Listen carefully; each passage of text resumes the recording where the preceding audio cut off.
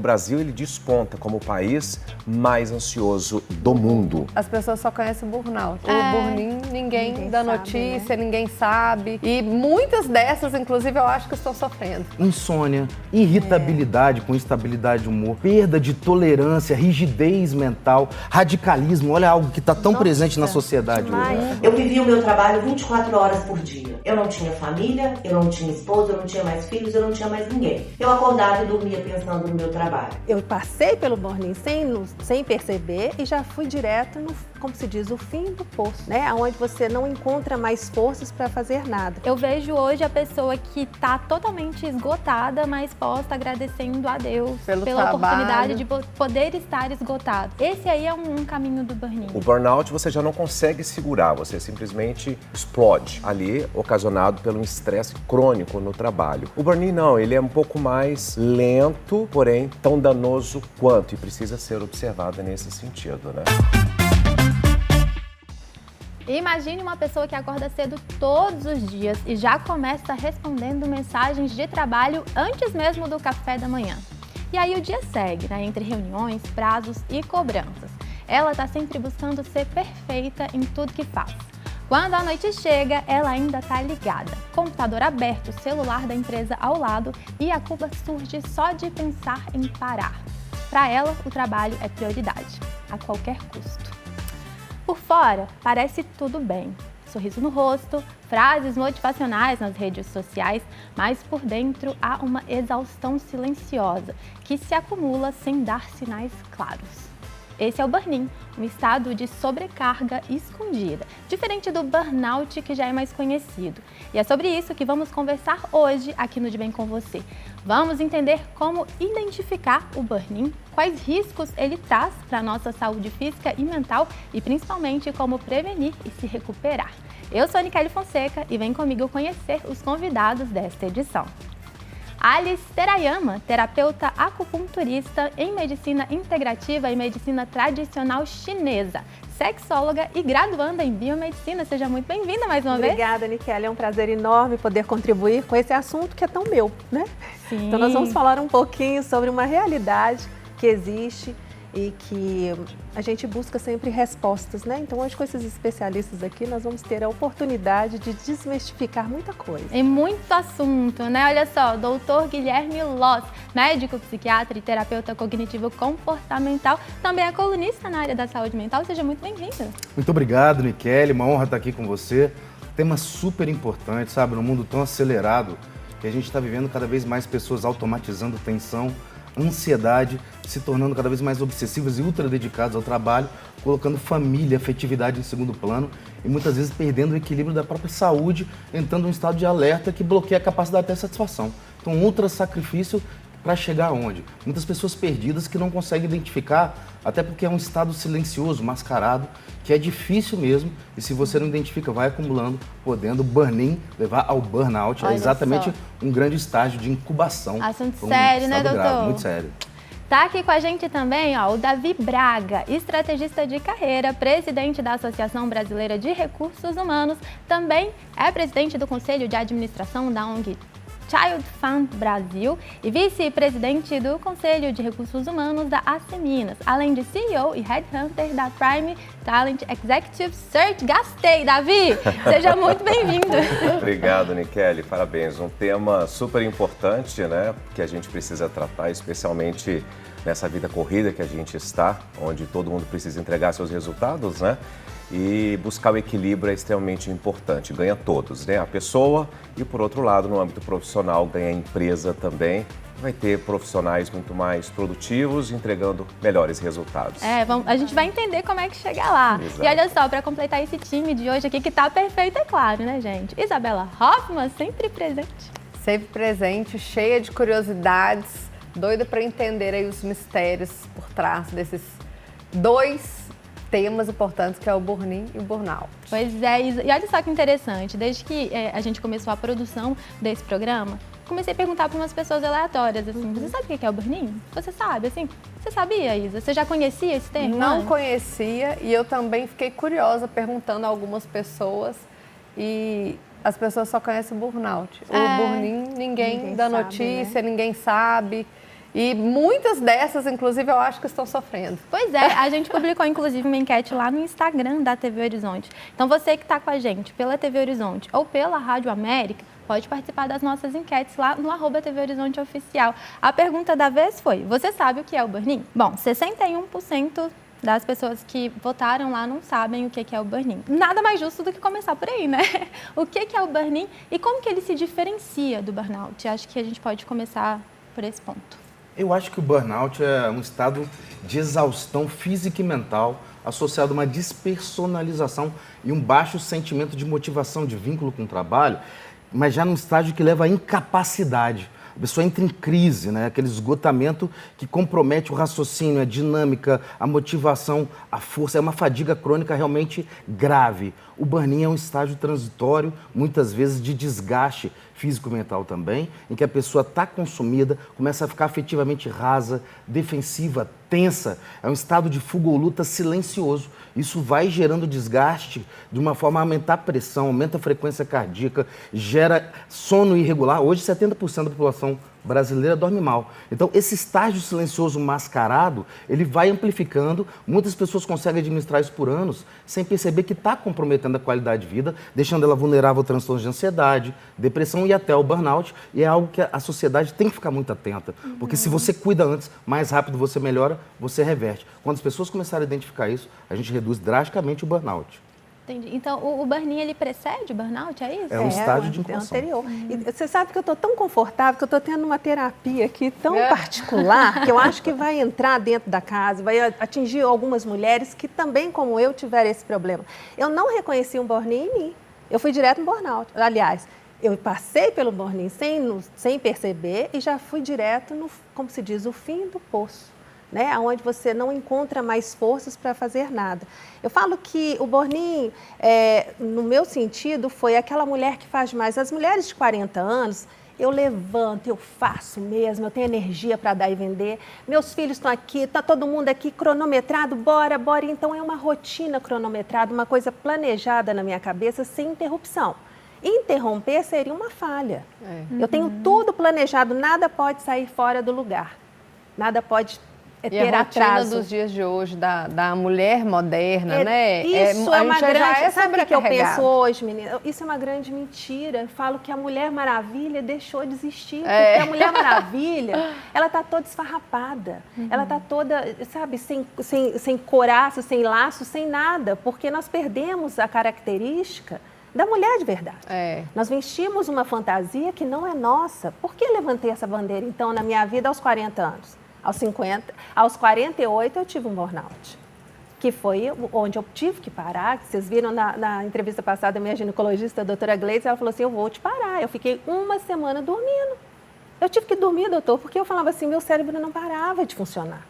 E isso me deu muito, assim, agregou no meu trabalho demais, somatizou muita coisa, era muita coisa ao mesmo tempo acontecendo, eu sem energia para viver tudo que eu quis. Fazendo sem fazer, sem né? fazer, fazendo no automático. No automático. Né? E é interessante a gente observar porque o burnout ele já vem sendo estudado há muito mais tempo, inclusive ele é reconhecido, né, pela Organização Mundial da Saúde, a OMS, e como diz o próprio nome, né, o burnout, né, então ele já vem para fora realmente muito mais visível, né? O burn-in, que é algo mais interno, ele é mais silencioso, né, e que acaba causando aí danos mais silenciosos, né, na vida das pessoas, acabando afetando o sono, o engajamento, a disposição, né? E aí, como você mesmo comentou, infelizmente as mulheres acabam sendo um pouco mais impactadas nesse sentido por conta da dupla jornada, né? Nas organizações, né, nas empresas,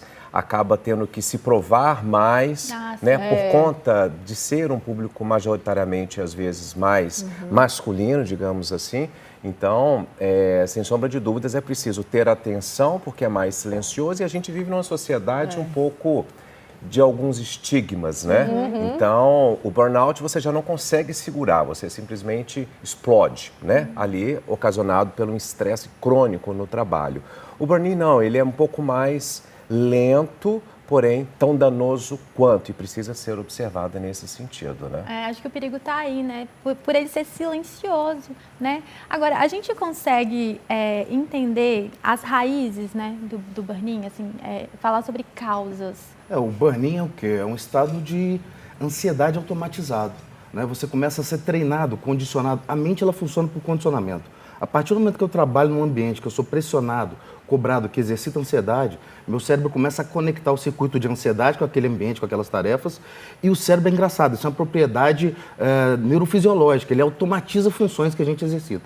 E a partir do momento que ele automatiza a ansiedade, ela vai amplificando, hiperativando, acelerando a mente, você entra num estado de tensão contínua. Como que o cérebro manifesta isso? Ele libera adrenalina, noradrenalina. Isso tudo vai afetando, desgastando o corpo, deixando você num estado de tensão contínua. A vida vai ficando assim, preta e branca. Você perde o colorido, automatizado o tempo inteiro, como se fosse uma série de tarefas a ser cumprida. Você perde a profundidade, você perde a ternura, você perde a afetividade. Perde o prazer em fazer mesmo, vai fazer por fazer. E às vezes, eu acho que a gente com essa rotina entra tanto no automático mesmo, que você fala assim, eu tenho que sair esse horário, eu tenho que chegar lá tal horário, que muitas vezes a gente não faz realmente porque quer. Você faz porque tem que fazer. Então, assim, vem disso também, né? Que você para de ver cor mesmo e alegria em pequenas coisas. Não, e é interessante que a ansiedade é um mecanismo de defesa que bloqueia a dopamina. A dopamina, que é o neurotransmissor da motivação, da satisfação, do entusiasmo, por instinto de fuga ou luta, se você está sob ameaça, o cérebro fala assim, você não vai ter prazer até você fugir dessa situação de risco. Então você vê o bloqueio tensional, a vida vira um grande vazio. Então, da mesma forma que a ansiedade leva à impotência na cama, o estado de tensão contínua bloqueia a capacidade de satisfação e o rendimento no trabalho. Então, até para as próprias empresas, é um desgaste que vai corrompendo aquela capacidade produtiva, desconstruindo a equipe como um todo. E é interessante a gente analisar porque a gente vive num contexto em que todo mundo está sendo muito cobrado, né? Nas organizações, dentro dos lares, né? A própria sociedade, onde você precisa estar sempre ocupado, né? E aí existe até o estigma da culpa.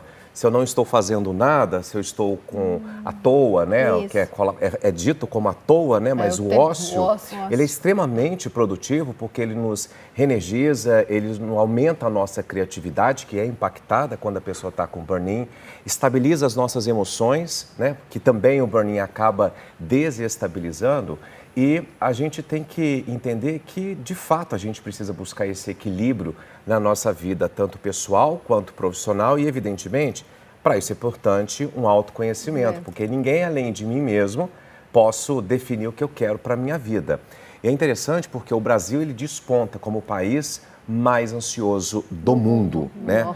E burnout, nós já estamos com o segundo país com maiores índices, a gente perde só para o Japão. Então isso já mostra um pouco da realidade como está o nosso Brasil, né? E que é potencializado ainda com as redes sociais isso que eu ia do mundo perguntar. perfeito, né? Onde você precisa estar sempre produtivo, fazendo algo, viajando, produzindo. Sempre evidência, Exato, né? isso Aquela só traz uma morando numa exaustão. casa maravilhosa, Maravilhosa, sem viagens problema, sem perfeitas, nada. família Exato. O que eu linda. vejo muito hoje na rede social, até fiz essa brincadeirinha no Instagram da TV Horizonte, né? Aquela pessoa que trabalhou 16 horas seguidas e posta isso como se fosse algo maravilhoso. algo glorioso. Até aquela Aquela falsa produtividade propaganda, tóxica, né? A gente falava muito do workaholic, né? A pessoa que tá ali, eu vim no mundo, não vinha passeio, vinha trabalho, né? Então, eu vejo hoje a pessoa que está totalmente esgotada, mas posta agradecendo a Deus Pela oportunidade de poder estar esgotado. Então, esse aí é um caminho do burn-in, assim. Essa pessoa muito provavelmente está nesse lugar. Exato. E é uma falsa projeção, né? Onde você precisa estar mostrando que você está produtivo. O tempo todo. E às vezes internamente é isso, né? Você está queimando por dentro, você está num estado de depressão, você está num estado de ansiedade.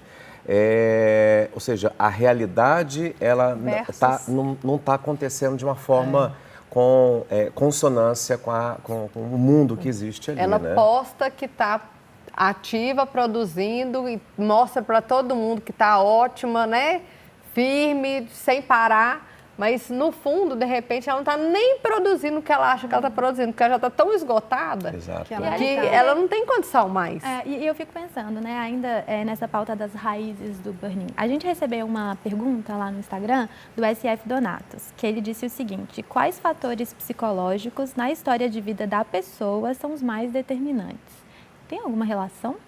Tem total relação. Né? Guilherme, eu ia até te perguntar isso, por exemplo, eu como área da saúde, eu não me permiti errar com os meus pacientes, mas eu me permiti errar com a minha família. Então, os meus pacientes em primeiro lugar, a minha projeção, né, profissional em primeiro lugar, e a minha família foi deixando. Aí o Davi me fala sobre o Japão. Eu morei no Japão 10 anos, eu vim de uma cultura totalmente rígida, pragmática, uma coisa cronometrada. Eu cheguei pós-tsunami ao Brasil já tendo que me virar para me afirmar aqui novamente, pegar, né, o meu diploma, fazer acontecer tudo. E eu não tinha tempo. O meu tempo ficou parado em 10 anos de currículo que no Brasil eu não tinha. E aí os profissionais da saúde, quando a gente vai conversar com a maioria dos hospitais, enfermeiros, a carga horária é tão grande, você entra no loop que você falou, em metas, em prazos e tudo, você não se percebe e você está cuidando de uma vida. Quando isso veio, quando a Gleice falou assim, Alice, você cuida de pessoas, você não está dando conta de cuidar de você. Aí eu parei. Aí eu falei, eu estou realmente precisando de ajuda. E é importante, né? Porque a gente só dá o que a gente tem, né?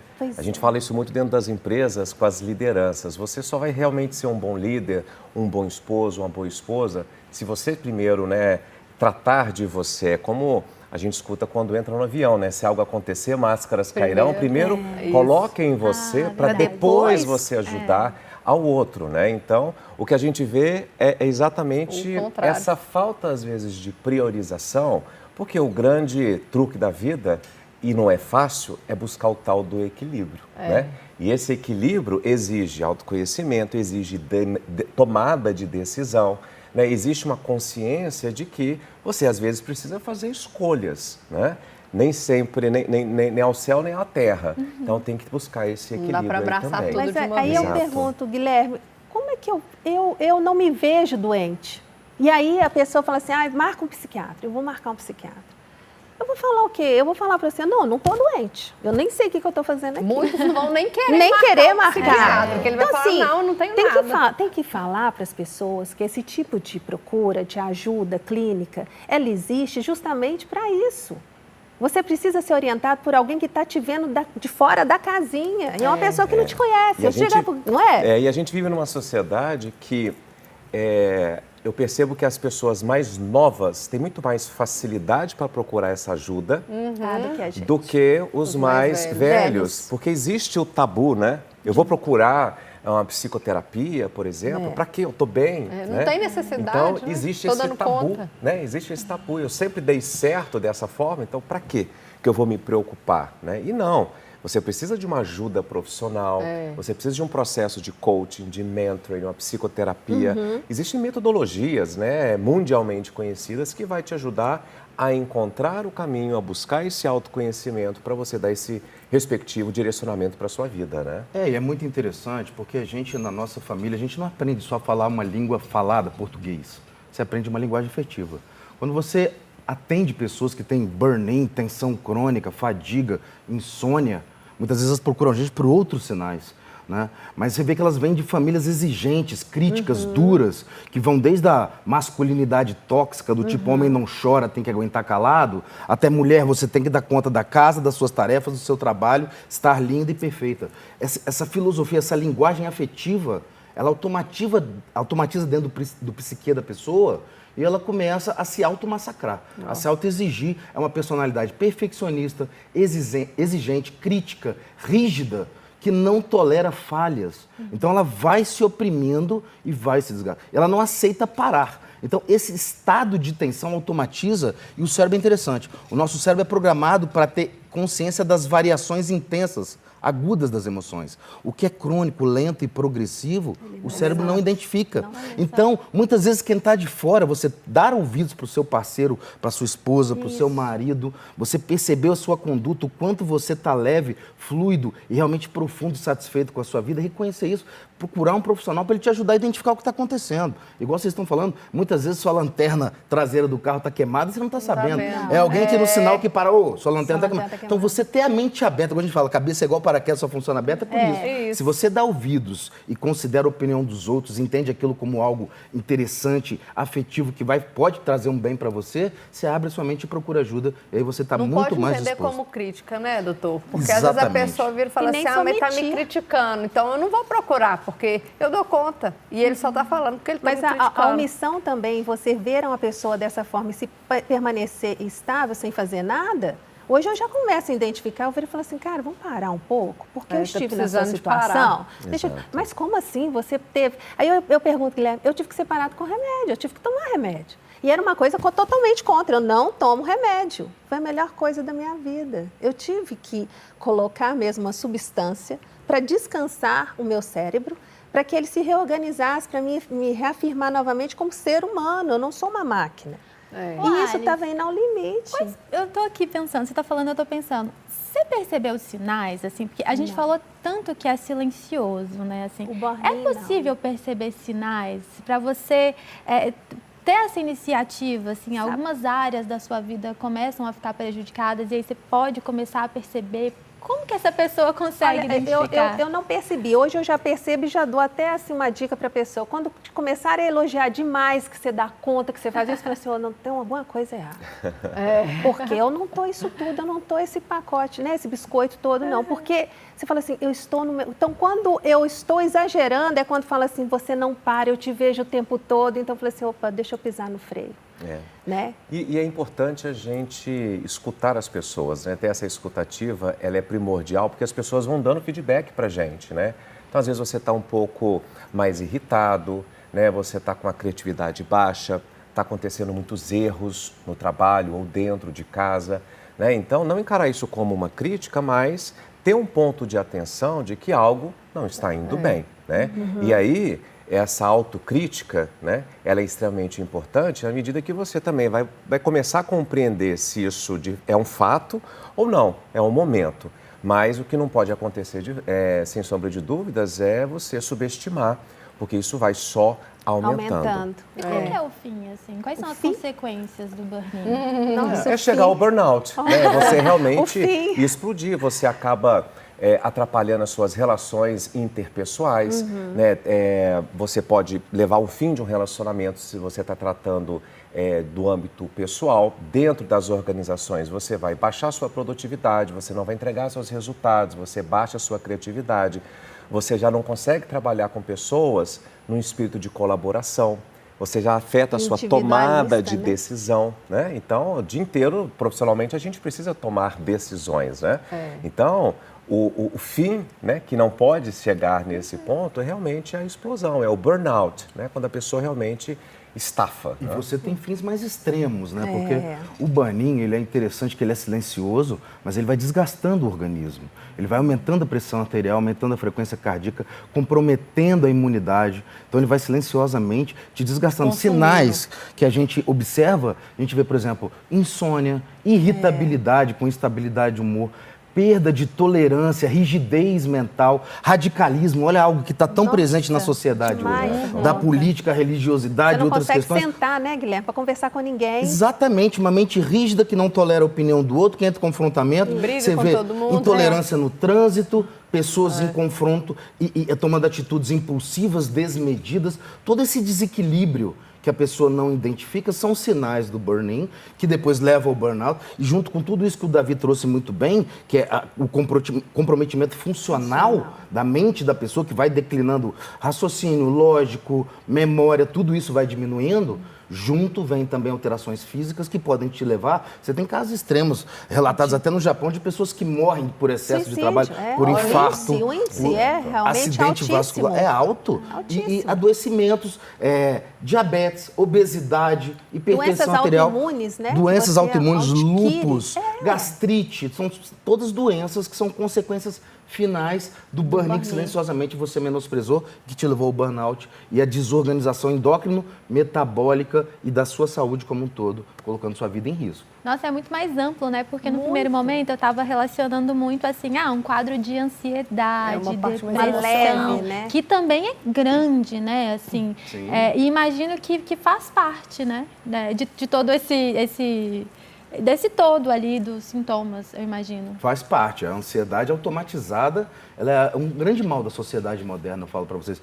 Muita gente fala da depressão como a doença do século XXI, mas a ansiedade, o pensamento acelerado, tudo em função dessas questões das redes sociais, digitalização. O celular é uma grande máquina de acelerar a mente. As pessoas vão reconhecer isso mais cedo ou mais tarde, né? E a gente fala que às vezes os jovens reconhecem mais as doenças, mas eles também são os mais acometidos. Eu tenho toda semana adolescentes e crianças com transtorno de ansiedade, fobia social, 6, 7, 8, 9 meses sem conseguir ir para a escola por condicionamento tensional das relações interpessoais, são exigentes demais com a sua autoimagem, por influência das redes sociais, se preocupam demais com o outro, têm medo automatizado e se retraem e se fecham. E as famílias estão se perdendo nisso tudo. Quem viu a série Adolescente, viu o quanto aquilo pode ser dramático e sofrível para toda a família. Então é algo que está acontecendo de uma maneira generalizada e está na hora da sociedade perceber tanto que a regulação das redes sociais está vindo aí uma medida extrema para poder frear, porque a sociedade está realmente adoecendo.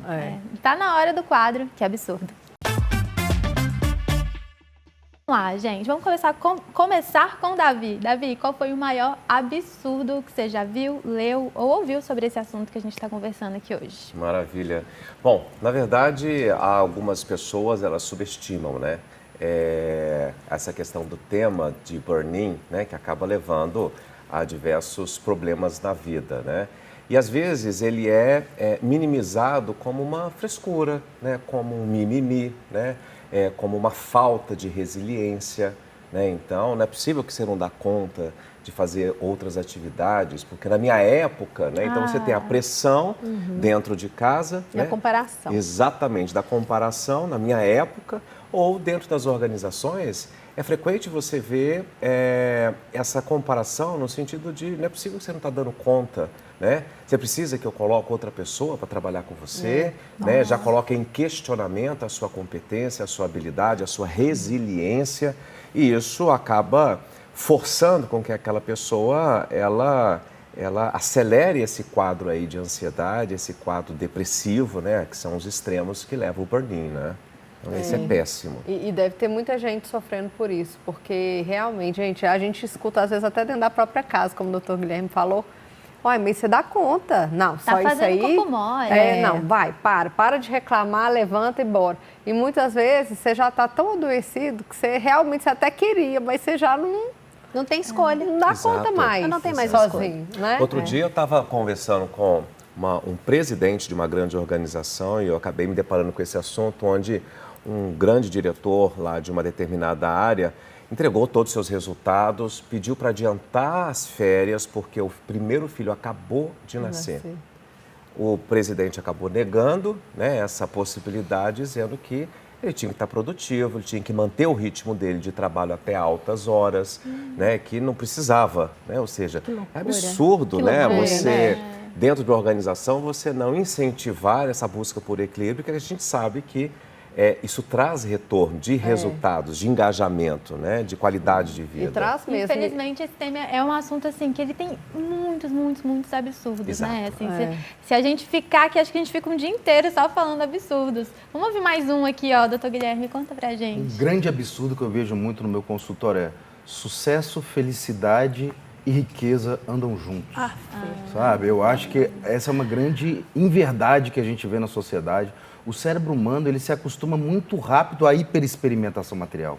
Se você troca de carro lindo, novo, você fica 6, 9 meses ali com o braço na janela, felizão, depois seu cérebro acostuma com aquilo, você bate a porta dele igual o carro velho. Se você muda para uma mansão, 2, 3 anos depois, você começa a reclamar do trabalho que dá para limpar, do custo de energia, do tanto funcionário que tem que ter. E todas as pesquisas de realização, satisfação e felicidade, elas destacam. As relações humanas são os grandes, assim, as grandes vertentes que norteiam a felicidade da nossa vida. A verdade, assim, nós somos índios vestidos. E a gente precisa de tribo. Um índio sozinho, imagina um índio numa oca de 3 andares, com um arco e flecha de ouro, vasos de cerâmica de prata, sozinho na floresta. Ele é infeliz, ele é inseguro, ele não está realizado. Um índio com uma grande tribo, forte, unido, ele é realizado. Então, essa é a grande essência da satisfação da programação biológica da mente humana que as pessoas estão esquecendo. E no burn-in, uma das coisas que acontece que é muito preocupante, talvez uma das coisas mais sérias que a gente observa, é o desgaste mental comprometendo uma função que, além da tomada de decisão, criatividade, raciocínio e memória, é a empatia. Para você ter empatia, você tem que ter combustível. Você tem que ter reserva mental para você se colocar no lugar do outro, projetar o que ele está sentindo com o que você fala e o que você faz. Quando você está em burn-in, você vai perdendo sensibilidade, afetividade. Você vai ficando duro, seco, exigente, crítico. E acaba desgastando até as pessoas que estão ao seu redor. E aí você vê as famílias ruindo por muito burn-in silencioso que está acontecendo. Às vezes o chefe desse diretor, que não teve a sensibilidade de deixar ele tirar umas férias para curtir o filho recém-nascido, estava sofrendo, porque foi uma frieza, né? Perfeito. Exatamente. A falta de empatia traz isso. Quantas vezes em ambientes, por exemplo, de plantão, uma pessoa se sacrifica para fazer um plantão no feriado para outra, quando ela vai pedir a gentileza de volta, outra fala, não, só durante a semana eu não vou poder pagar. Então, situações de falta de solidariedade, né? Ela de união. Antes, esperando que pudesse numa aventura assim, tipo assim, você me cobre agora? Não, não dá, porque... É uma falta de empatia. E está cada vez mais, né, doutor? Cada vez mais. Eu acho que a internet já ajuda. Com certeza. A internet ajuda demais, gente, porque assim, é uma cobrança sem limite, é uma comparação sem limite. Você só vê gente bem realizada, rica. Olha! Peraí, o que é isso? Vai ter desafio aqui nos Bem Com Você hoje. Tava com saudade do desafio, Também, Isa. bom demais ver a Sirene de novo. Nas últimas 2 edições, não? Não Mari? teve. vermelho. Deixa eu explicar pra vocês, ó. Esse envelopinho aqui dentro tem um desafio. Esse desafio vai ser pro Davi. Eita. Opa! Você vai ter, Davi, 1 minuto para contar pra gente por que o que tá aí é um mito. Quem busca sucesso não pode se dar ao luxo do ócio. Excelente. Bom, para começar, isso aqui está completamente errado, né? É um tabu que a gente vê dentro da sociedade e dentro das empresas, onde mostra, né? Eu cresci, inclusive, escutando isso do meu pai, né? Primeiro você faz a cama, depois você deita. E hoje a vida é uma jornada, né? Você pode sim trabalhar muito, você precisa trabalhar, gerenciar suas demandas, mas você não pode deixar para viver quando você tiver com 60, 70, 80 anos, né? Então, se a vida é uma jornada e a gente tem que buscar propósito e sentido, a gente precisa entender que preciso entregar meus resultados, mas eu também preciso viver, eu preciso ter meus relacionamentos, eu preciso ter os meus hobbies, porque isso me retroalimenta, isso me reenergiza, isso faz com que minha criatividade, ela aumente, né? No mais, isso traz felicidade, porque sucesso é algo muito significativo e pessoal, né? Cada um tem a sua definição de sucesso. Então, eu diria que o ócio, ele traz o sucesso. Eu inverteria aqui a frase. Legal. Porque é muito comum, né? Até separei algumas frases, assim, vou deixar para descansar quando eu morrer. Nossa. Tem muita gente que fala isso, infelizmente, né? Não vi o mundo a passeio. Enquanto eles dormem, eu estou trabalhando. Trabalho enquanto... vivo, né, gente? assim, trabalhe enquanto Os eles se outros divertem, dormem. viva o que eles sonham. Né? Olha só como que a sociedade, às vezes, ela tira o nosso direito de descansar. A gente tem vergonha, às vezes, de descansar. Eu tenho, viu, Nikele? Eu vou te falar que tem hora que eu fico assim, ai, tô cansada. Eu falo, ai, gente, eu podia tanto dormir hoje a tarde inteira. Mas eu me cobro, viu, doutor? Eu falo assim, não posso, né? Tem que trabalhar. Tem que fazer alguma coisa. Não posso, vou me dar esse luxo. E é errado, porque é isso, é visto como luxo e não como necessidade, né? Esse autocuidado, ele é extremamente importante. Engraçado, assim, por ter vivido o burnout, hoje eu já faço isso. Eu não quero fazer. Você se dá o luxo. Não me dou o luxo. Eu fui treinada, eu estou num condicionamento em treinamento ainda, porque uma vez que passa pelo vale, você lembra de tudo, não lembra, Guilherme? Eu fico pensando assim, eu sei o que eu passei e eu não quero voltar para aquilo, então eu não vou fazer. Na verdade, não quero atender, não vou fazer. fazer. Tem que quebrar isso de ser um luxo, gente, porque muitas vezes eu consigo identificar quando eu estou com esgotamento, porque além de eu ter um esgotamento físico, que tem realmente dias, né, que a jornada é muito extensa e às vezes é um trabalho físico que cansa, eu tenho sinais claros. Eu começo a me dar enjoo e me dar enxaqueca. Então, quando eu vejo que já está começando, eu falo, ai meu Deus, hoje hoje eu vou passar mal. Isso vai começando a afetar todas as áreas ali da sua vida. E aí eu só descanso quando chega. Quando eu já estou no meu limite, que eu falo assim, não, agora eu estou com enxaqueca, eu não consigo mais. Aí eu paro, sendo que eu poderia ter parado antes. Evitado, né, talvez. Vamos assistir aqui mais um depoimento, gente. Depoimento da Bárbara. Vamos assistir e depois a gente comenta. Meu nome é Bárbara, tenho 39 anos e há 4 anos atrás eu fui diagnosticada com a síndrome de Burnout. Eu vivia o meu trabalho 24 horas por dia. Eu não tinha família, eu não tinha esposo, eu não tinha mais filhos, eu não tinha mais ninguém. Eu acordava e dormia pensando no meu trabalho. Eu vivia cansada, eu vivia irritada, eu vivia triste, mas eu só pensava em trabalho. Eu buscava uma perfeição, eu buscava um reconhecimento que na minha cabeça não existiam. Então eu passei realmente a ficar extremamente triste e sozinha.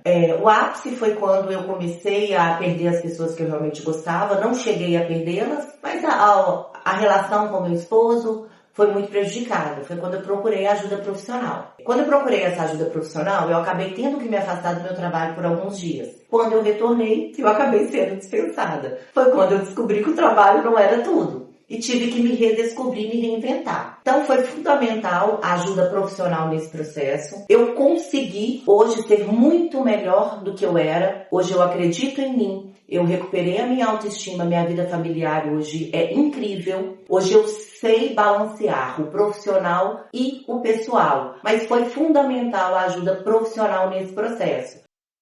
Maravilhosa. Bárbara, muito obrigada, viu, pelo seu depoimento. Tenho certeza que vai inspirar muitas pessoas que estão assistindo a gente.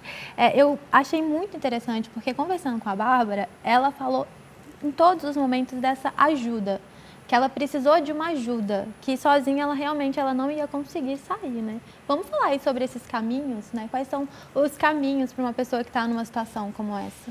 Eu acho que mudanças de hábito de vida, né? Tudo aquilo que exercita questões saudáveis, atividade física, exercício de fé, de religião, afetividade, bons momentos em família, contato com a natureza, tudo que desacelera, que relaxa. A gente está falando aqui sobre a dificuldade de se permitir relaxar, de se dar o direito do ócio. Gente, o ócio é essencial para você recarregar a bateria da sua mente.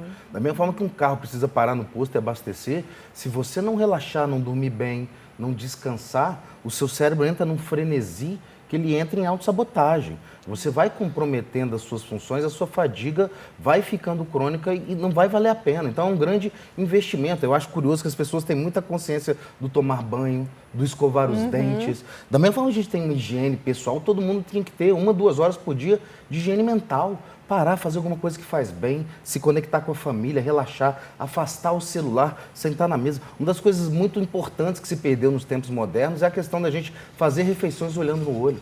Quando você faz uma refeição tela, né? olhando nos olhos do seu filho, do seu marido, ele associa a saciedade, você preencher energeticamente o seu organismo com quem está na sua frente. Você cria uma associação afetiva, um vínculo. Assim como um cachorro se torna fanático seu porque você dá petiscos para ele e ele está olhando para você, se você se alimenta na mesa olhando para sua família, você cria um sinergismo que só de você estar perto dela, você se recarrega, você tem entusiasmo, você tem leveza, você tem satisfação. Então dá um chega para lá no celular e quando o caso for sinalizado de fora, procurar ajuda, né? Porque eu digo para vocês assim, igual a gente escutou que a questão do tratamento é importante, o que é um burn-in acima de tudo e a ansiedade? É a redução da serotonina na mente. O que é a serotonina? É a iluminação da cidade-cérebro. Quando você está em burn-in, a única avenida acesa é a avenida do trabalho, da tarefa, da cobrança, da responsabilidade. Você não enxerga o resto, você fica encilhado. Quando você toma serotonina, ela apaga a avenida do trabalho? Não. Ela só energiza outros bairros para o seu carro do pensamento começar a circular em outras dinâmicas, em outras atividades. Essa liberdade mental de você se desprender da obsessão, do vínculo, do comprometimento absoluto com o trabalho, muitas vezes o aumento da serotonina viabiliza e potencializa a sua capacidade de fazer isso. E aumenta o cortisol, que eu falo que dentro dessa acende e apaga a luz aqui dentro, o cortisol está elevadíssimo. E aí ele vem mais estressante no outro dia, então você nunca está descansado, você sempre dormiu e está cansado, você não parou um minuto. A atividade cerebral, ela fica o tempo todo até dormindo. A pessoa, nossa, parece que eu nem dormi. Lógico, você trabalhou a noite Seu cérebro toda, trabalhou, né? Então você não descansou. Eu falo assim, essa ajuda, eu estive olhando uma entrevista do Guilherme e gostei bastante. O viver em equipe, nós temos que viver em grupos. Ninguém vive sozinho, nós não somos eremitas numa cidade, nós dependemos uns dos outros, até para pequenas tarefas, para pequenas coisas. Você depende de alguém, da professora do seu filho, que ela corra tudo bem, que ela entregue o seu filho na porta da escola para você pegar. Você tem que saber que aquela pessoa também está bem, ela está cuidando do seu bem mais precioso. Sobre esse negócio de comida, então, eu vou falar uma coisa, a minha mãe hoje em dia, ela exige que a gente tire o telefone da mesa. E se sentar todo mundo, ela recolhe o telefone, a gente ainda pega o telefone, ela tira o telefone, é uma briga, mas a gente está tentando fazer isso. É um hábito, né? Tem que ser hábito entre a gente. Se nós saímos com os amigos, com as amigas, tira o telefone. Viva primeiro, poste depois. Nunca vi tanto sentido nisso. Vamos viver e postar depois num TBT da vida da vida. Você está entendendo? Exatamente. Onde é que ela foi que eu não vi? Não viu porque não era para ver. Não faça da sua vida uma tela onde as pessoas têm que se inspirar pelo que elas não vão ter condição de fazer aquilo e nem que precisam fazer aquilo para ter validação. Exato. Eu acho que é importante a gente destacar com relação à questão do burn-in, quando a gente fala a questão do ócio, né, o ócio intencional, né? Não simplesmente por ficar à toa, né? Primeira coisa, você precisa identificar o que te dá prazer.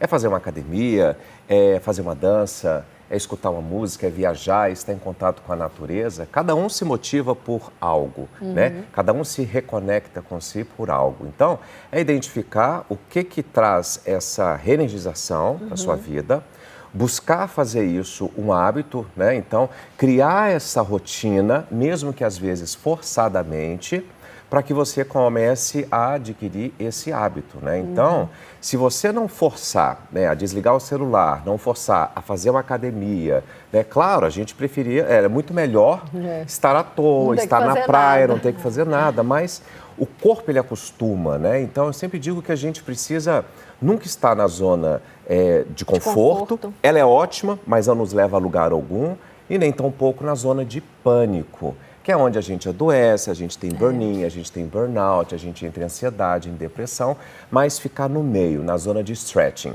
que é aquela zona onde eu vou ser melhor a cada dia, eu vou me testar e melhorar minhas competências, minhas habilidades, minhas relações pessoais, né? Lidar com as pessoas está cada vez mais complexo no mundo de hoje, né? Seja no âmbito pessoal ou no profissional, então isso tudo é uma arena onde a gente treina as nossas soft skills, né, que são as competências e habilidades, para nos tornarmos pessoas e profissionais melhores. Você só é um bom profissional se você for uma boa pessoa. E tudo isso passa pelo protagonismo, né? Que é uma decisão, né? Quando você vai dirigir, você não pega o volante e passa para a pessoa do lado. Então, eu preciso decidir o que eu quero, né? O depoimento da Bárbara, onde ela viu que ela, por mais que ela tentou, né, dar para a organização, tem que lembrar que a empresa é um CNPJ composto por vários CPFs, né? Então, a gente precisa decidir por nós, né? Isso me cabe, isso não me cabe, eu quero. Claro que a gente também não pode colocar o estigma de que você tem que fazer o mínimo possível. Não. Há momentos na vida que você vai trabalhar muito, que você vai dedicar mais dentro de casa, que você vai dedicar mais no trabalho, mas isso não pode ser uma constante, né? Isso precisa ter um ponto de equilíbrio. E essa tomada de decisão, principalmente no mundo corporativo, imagino eu, você tem todo um respaldo daquelas pessoas que por hora você deixou de lado. Exato. A sua família está pronta para te receber e para te apoiar nessa decisão. Olha, vai faltar, no final do mês não vai ter o X, não tem importância.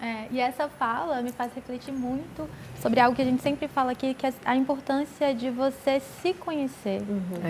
Saber dos seus limites, aprender a dizer não. Vamos seguir aqui com uma pergunta do Nicolas. Ele perguntou o seguinte: é possível canalizar o burn-in ao seu favor? Usá-lo para ser mais produtivo? Certamente. Eu sempre digo que tudo pode ser ruim como pode ser bom, né? A água é essencial, mas muita água na planta mata, né? Então, quando a gente olha essa questão do burn-in, que também traz uma ansiedade, mas uma ansiedade, quando ela te coloca senso de urgência, é uma coisa, né?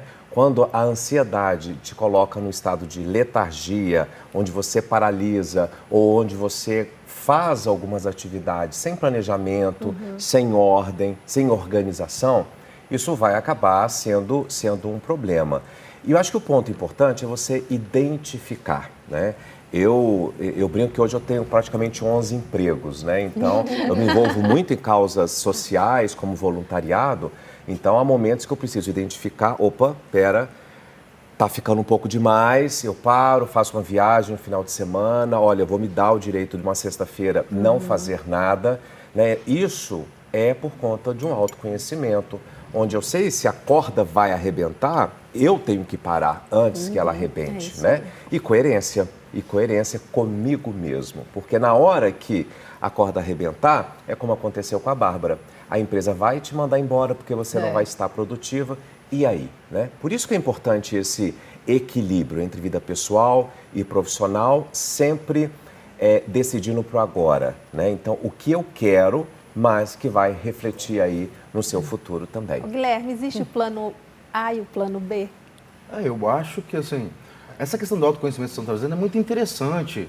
Você ter equilíbrio em termos de várias fontes de satisfação na sua vida. Só que essa questão do autoconhecimento é complicado porque pessoas que são criadas de uma maneira muito restritiva, tem muitos pacientes que eu pergunto, olha, eu preciso que você tome um remédio, assim que você estiver melhor, vai fazer o que te faz bem, vai fazer o que te relaxa, o que te diverte, aquilo que te dá vontade. Ah, doutor, mas eu não tenho vontade de nada. Mas o que te dá prazer?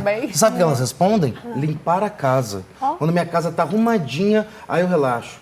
Pessoas que não têm um autoconhecimento do quanto a mente delas pode experimentar e diversificar fontes de satisfação. E aí vem uma pergunta muito importante que eu faço aos pacientes. O que é que vem primeiro? A vontade ou a experiência? Todo mundo responde a vontade. Eu digo para vocês que não é verdade. A experiência que a gente tem. Crianças são hiperativas. Elas saem experimentando, bota coisa que não deve na boca, faz isso, corre para cá, corre para lá. A hiperexperimentação vai formando memórias afetivas com aquilo que a gente tem prazer e memórias negativas. Você vai construindo uma personalidade daquilo que você gosta. Para você, quando você desenvolve burn-in, muitas vezes você se torna tão restritivo, você vai esquecendo ou enfraquecendo as memórias afetivas. O que você tem que fazer? Voltar a viver assim como o Davi colocou, de maneira um pouco forçada, a ter experiência. Eu falo para eles, vai tomar sorvete de jiló, vai fazer coisas que você nunca fez, experimente 1000 coisas que você vai descobrir quais são as novas experiências que vão te trazer um pico de dopamina que vai alimentar a chama da vontade. É esse circuito saudável que forma a vida. E o plano A, plano B, plano C passa por isso. Você ter a identificação do processo, reconhecer ele como algo que você contempla. Olha, então se eu cheguei ao burn-in, é porque eu tenho senso de responsabilidade, porque eu tenho compromisso, é porque eu tenho seriedade, porque eu sou dedicado ao meu trabalho. Então, nesse ponto, eu já cheguei lá, esse lado da minha vida está resolvido. Agora eu vou cuidar, identificar isso para você compensar e equilibrar, investindo no outro lado, no lado do lazer, da afetividade, da família, da satisfação, do relaxamento, do desacelerar. Verdade. Então, plano A, B e C. E quando você não conseguir fazer isso, busque ajuda, busque tratamento. Porque um cérebro automatizado, né, a doença mental não tem nada a ver com falta de fé, fraqueza, falta de força de vontade. Ela tem a ver com uma automatização, que é uma propriedade neurofisiológica que toda mente tem. Quando você dirige e consegue conversar com alguém que está do seu lado de maneira contínua. Ao mesmo tempo, naturalmente. Como que outdoors funcionam? Explorando a nossa leitura automatizada. E rápida, então, né? Não tem culpa, nem fraqueza, nem nada. Você simplesmente se dedicou, você foi forte demais, exercitou demais uma função do trabalho que automatizou. Está na hora de buscar ajuda. Se você não está conseguindo desautomatizar, romper esse vínculo obsessivo, um tratamento pode te ajudar, sim. Eu fico pensando, doutor, que a gente fala muito aqui no De Bem com Você sobre a importância de você manter um estilo de vida saudável, né? Cuidar da alimentação, praticar uma atividade física, cuidar do sono, ter uma boa qualidade de sono. E quando tudo isso está em equilíbrio, a sua vida ela fica mais leve, né? E vocês falaram muito sobre a importância de ter ali um hobby, vamos falar assim. Tem uma pessoa aqui, gente, que tem um hobby. Eu não vou falar quem que é, não. Vamos rodar um vídeo aqui que vocês vão ver.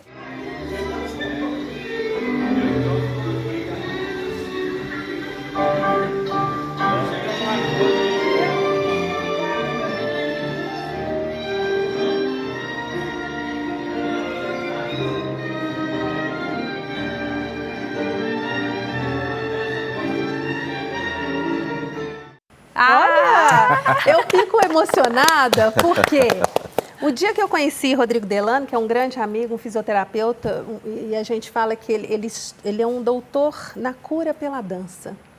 O Rodrigo, o dia que eu procurei, e não só porque ele é da Dança dos Famosos, nem nada não, mas eu falei assim, Rodrigo, eu estou precisando de ajuda. Ele tá assim, você vê o lugar certo.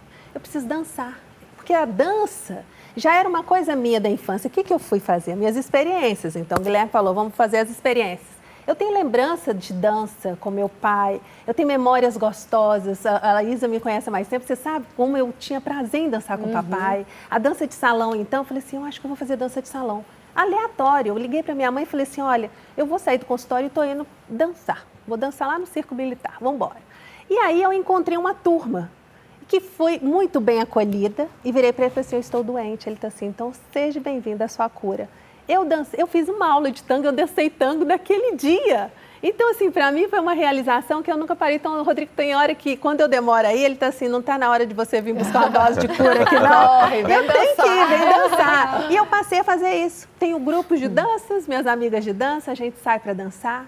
Sabe? Eu acho que... Encontrou o prazer que precisava com o grupo. Na atividade e na tribo. E na tribo. E é muito interessante você coloca, porque, gente, você às vezes fala assim, doutor, como que eu lido com meus pensamentos invasivos, obsessivos? E eu te falo, a guerra aqui dentro, ela é muito difícil de ser vencida. Não é louco? É muito porque é como se você tivesse malhado 10 anos um braço e deixado o outro amarrado. Como que você quer que esse braço que ficou amarrado 10 anos obsessivamente com o trabalho vença alimente a sua liberdade de fazer o que te faz bem? Então, muitas vezes, a questão não é aqui dentro, é aqui fora. Quando você interage, quando você se concentra no movimento, no exercício, no ambiente, numa nova ideologia, em outras pessoas, nada é mais cativante com o ser humano do que conexões afetivas, conexões interpessoais. Então, quando você tem tribo e atividade interativa, preenche a sua mente e você está exercitando saúde. Mas a questão da experiência, que você tocou num ponto, você já vivenciou isso, você sabe que foi bom. Basta você acessar essa experiência. Então, eu falei... Se permitir, né? Onde foi, né? Como eu me sentia bem? Dançando. Ai, gente. E olha que legal, né? Quando ela conta, você vê como que o corpo, ele muda a postura, o olho brilha. Né? E eu acho que isso é importante porque a gente precisa se conectar com aquilo que nos faz bem. Atuando como headhunter, eu tenho conversado com muitos presidentes que estão deixando as suas empresas exatamente porque viram a vida passar. Como aquelas pessoas que estão, às vezes, com doenças terminais. Se você fizer uma pergunta, se você pudesse voltar, o que você faria? Aproveitaria mais a minha vida, aproveitaria mais os meus amigos, aproveitaria mais, né, o depoimento da Bárbara, eu teria aproveitado mais a minha família, os meus amigos. Então, eu digo que você precisa ter uma consciência de viver o momento presente com muita genuidade, né? Evidentemente, a gente precisa entregar os nossos resultados no âmbito pessoal ou no profissional, mas a gente também precisa ser feliz. E o ser feliz é algo tão simples, né? Para um é dançar, para outro é pintar, para outro é viajar, porque a vida é um sopro e cada vez mais, né? Então, você vê que o corpo até muda quando você fala de algo que você tem prazer, que tem satisfação, né? porque isso é experiência. Não são só bens materiais, né? O emocional aí fala mas pela muito surpresa, mais, né? Porque eu nem imaginava que a Aniquele ia poder colocar o meu vídeo. Eu só falei pra ela, e ela, como que você conseguiu sair dessa situação? Eu falei assim, cara, eu encontrei a dança. E aí, me ver naquele momento ali foi... Nossa, vocês não têm ideia. Tenho certeza que inspirador, viu, Alice? Para muitas mulheres que estão assistindo a gente agora. Nosso tempo acabou. Ai, que pena. Tava tão gostosa essa conversa. Mas fica o convite para vocês voltarem mais vezes. Amei receber vocês. Amei essa conversa. Já estou inspirada aqui. Muito obrigada. Eu que agradeço, assim, super bacana estar aqui com vocês, obrigado a todos também. Agradeço e parabéns pelo tema escolhido, com muita sensibilidade, algo tão importante, que precisa ser cada vez mais trabalhado e destacado para as pessoas terem satisfação e equilíbrio na vida. Isso. E autoconhecimento, gente, se conhecer, se entender, se precisar, buscar uma ajuda. Também concordo. É o equilíbrio, né? Todos os âmbitos da vida. Eu acho que você tem que ter, não fazendo jus até a própria emissora, você tem que ter um horizonte. Eu cheguei até ali e o que me faltou foi ter um olhar para depois. Eu preciso ter novos horizontes. Nós precisamos buscar horizonte. Não é à toa que a gente mora nessa terra maravilhosa, um belo horizonte para todo mundo, né? Eu acho que é por aí. Almeje o seu horizonte também. É isso. Valeu, gente. Muito Obrigada. obrigada. E você que ficou com a gente até aqui, não esqueça. Autocuidado também é aprender a dizer não, respeitar os seus limites e lembrar que a vida é muito maior que apenas trabalho. É isso, De Bem Com Você fica por aqui. No YouTube você encontra esta e outras edições do nosso programa. É só procurar por @tvhorizonte.oficial. Já ouvi dizer que tem gente maratonando os vídeos por lá, hein? No Instagram, participe das nossas enquetes e interaja com o nosso programa no @tvhorizonteoficial. Muito obrigada pela sua companhia. Nos vemos no próximo programa. Tchau!